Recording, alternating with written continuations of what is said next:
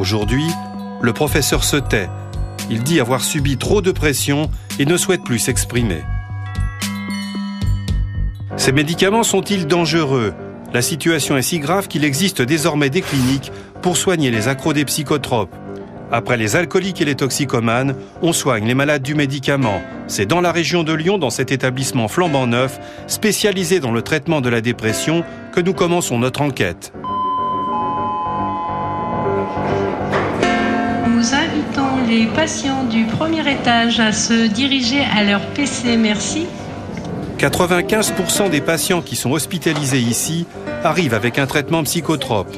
On les appelle benzodiazépines, un nom un peu barbare qui désigne les médicaments contre l'anxiété.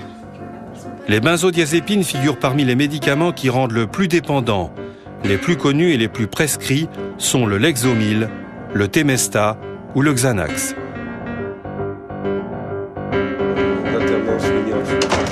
Pour ce médecin psychiatre, on donne aujourd'hui en France trop de médicaments pour soigner le moindre vague à l'âme.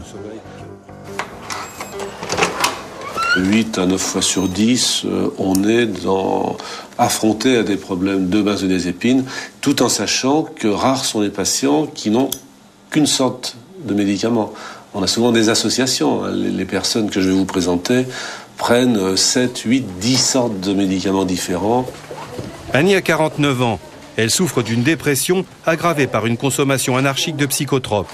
Annie a commencé à prendre des anxiolytiques et des antidépresseurs au moment de son divorce il y a 12 ans. Aujourd'hui, elle est dépendante des médicaments et ne cesse d'augmenter la dose, au point qu'elle est atteinte d'une hépatite médicamenteuse. J'ai essayé à peu près tous les antidépresseurs qui existent actuellement sur le marché. Et j'ai enchaîné Deroxate, sur Prozac, sur Effexor, toutes les nouveautés qui sont sorties. Parallèlement, j'ai pris des tranquillisants, des somnifères. Notre politique ici, en vous accueillant, ça va être d'abord d'entreprendre un sevrage médicamenteux complet.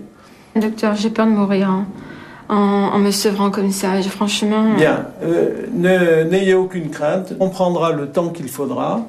Je peux pas rester docteur sans Temesta sans rien. Si, vous verrez. Non, je peux pas, docteur, franchement. Vous on peut pourrez. me laisser comme ça. Bien.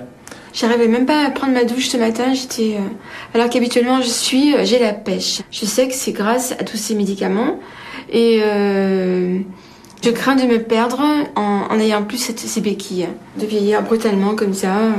Ah non, vous ne risquez pas de vieillir, vous risquez de retrouver une énergie mais qui ne sera pas artificielle.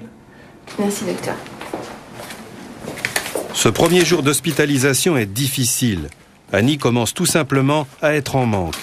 Une conséquence du traitement longue durée et du nombre de médicaments qui lui ont été prescrits pendant plus de 10 ans. Dans le milieu médical psychiatrique, ces ordonnances à rallonge ont un nom. C'est le millefeuille thérapeutique, c'est assez classique. Donc pour elle, c'était 3 Stilnox, 4 Temesta, 3 Xanax. Et d'autre part, elle double facilement les doses. Donc on en arrive, non seulement on est dans le millefeuille thérapeutique, mais on est dans la défonce, là, toxicomaniaque. Est-ce qu'il n'y a pas une erreur de prescription, là ?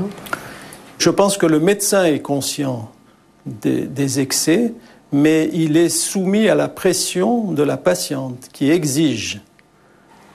Et vous les obteniez facilement, ces médicaments ? Bien entendu, par les généralistes. Et surtout par les généralistes. Il y a bien un moment où elle devait vous dire, mais attendez, je vous ai prescrit ça suffira peut-être ? Moi, je tapais dans toutes les portes.